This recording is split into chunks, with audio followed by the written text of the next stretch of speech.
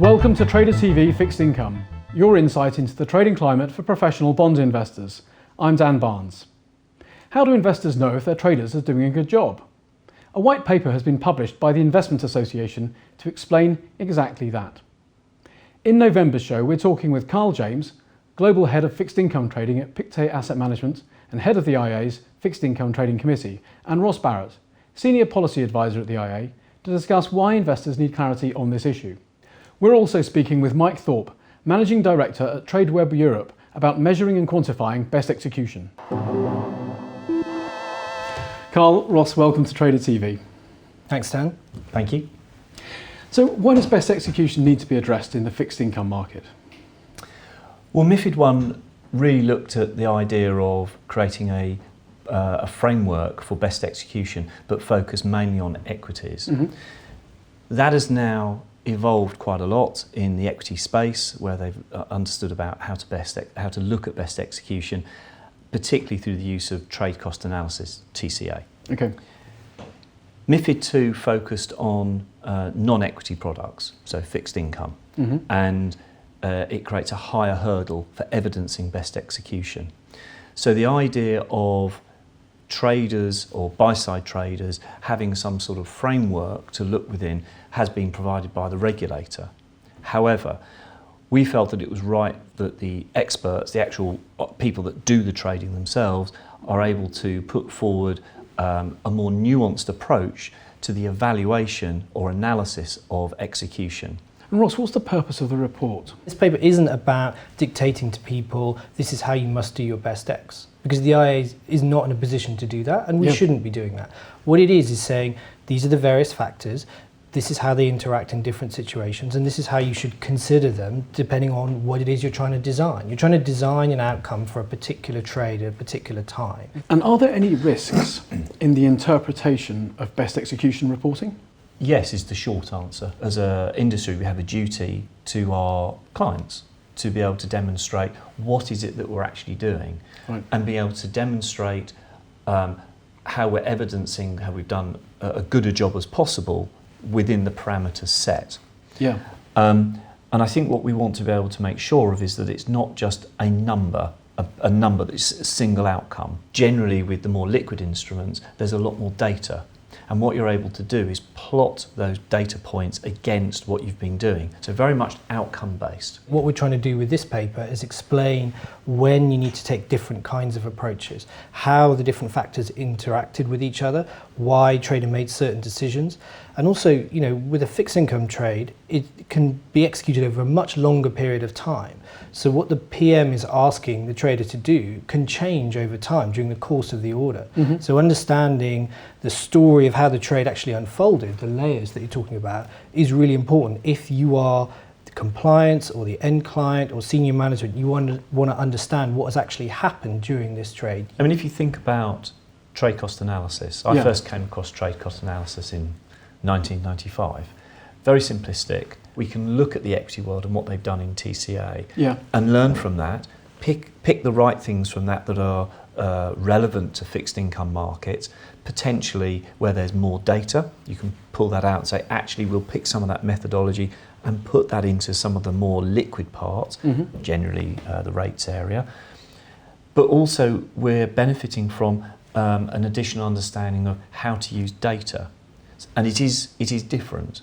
And it's not one's better or worse, it's just different. It's a different asset class. Are there any changes that you'd like to see in the market which would support best execution development? I mean, there's been talk of a consolidated tape in fixed income, for example. Yeah, so I mean, the IA's position is that we'd like to see a consolidated tape.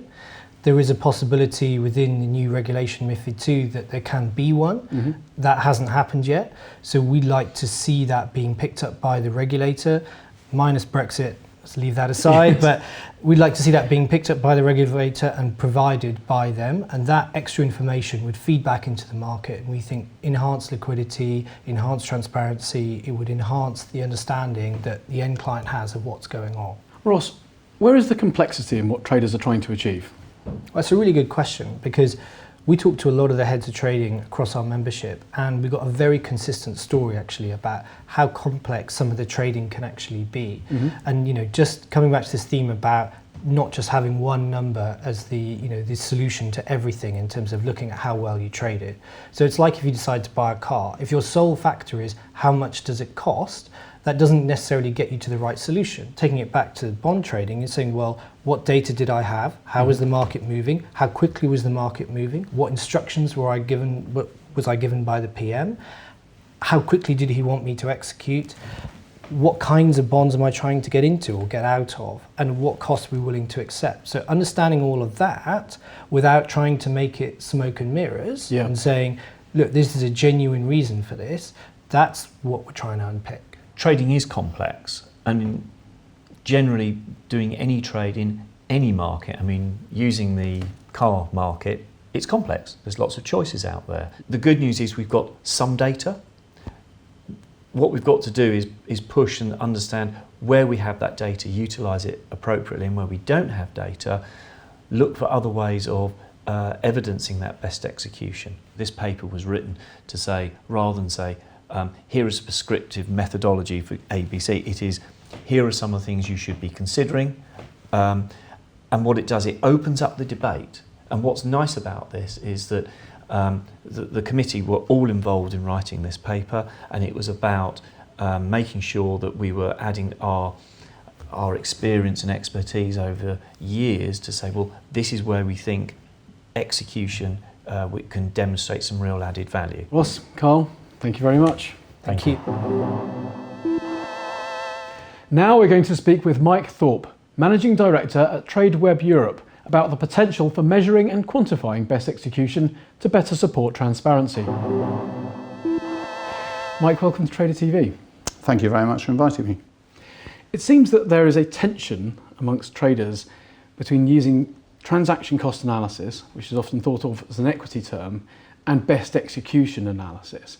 Do you think that best execution should always be quantifiable? In fixed income in particular, there's only a set of data that covers part of the fixed income spectrum to make transaction cost analysis make sense. Yeah. But I think that's a growing set, partly through the continued expansion of electronic trading itself, and partly through the kind of the reporting requirements that have fed through. Most of our clients would also recognise that they need to be able to define their best execution process, and that they need to be able to measure the steps through that process. So what do you think traders can do to better support best execution and reporting? Well, I guess coming from a trading platform, you wouldn't be surprised that one of the conclusions for us is definitely that where it's possible, trading electronically is going to help in that process. It's certainly possible in the post-MiFID environment now to process trades that have been traded by voice, and to pass those through a trading venue. And even as a final step, the most important thing is that they record an accurate timestamp and get them benchmarked against a suitable reference price. Do you think the data that's in the market at the moment, is it reliable enough to support the process as well? If you've got a trusted source and a reliable provider of data, then I think you can cover a significant amount of ground. If you should be using an active platform for sourcing that data, and obviously the more electronic activity grows, and it has been growing, even before MiFID II. For instance, European investment grade credit has now moved past the 50% mark in terms of amount of activity traded electronically. Whereabouts do you see the most reliable data in terms of fixed income instruments at the moment? There's no doubt. I think everybody would agree that in the rates world, say in the government bond market, the data is most reliable. Yeah. I think now in investment grade credit, there's a growing amount of electronic activity, as I indicated, and I think increasingly there's a wider and wider universe that can be relied upon of data, and therefore measurable outcomes. How are traders engaging with you when they talk to you about this?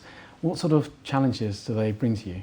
more and more of them have data analysts sitting alongside the trading teams. So they are calling upon us for more and more data, their own data, as well as perhaps reference data, platform-wide data. So it's incumbent upon us to be able to deliver more and more information, even if it's for the same trading activity, just to satisfy their increased demands and requirements to analyze it. Is it deep enough and wide enough as a data set?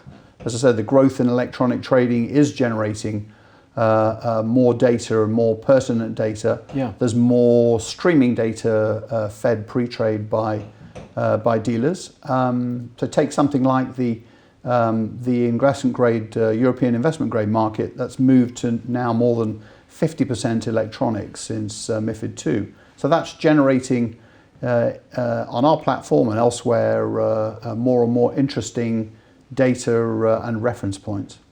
That's great. Mike, thanks very much. Thank you very much. I'd like to thank Carl James of Pictet Asset Management, Ross Barrett of the Investment Association, and Mike Thorpe from Tradeweb for their insights into best execution for bond trading, and of course you for watching. To catch our monthly reports on other markets or to subscribe to our newsletter, go to tradertv.net.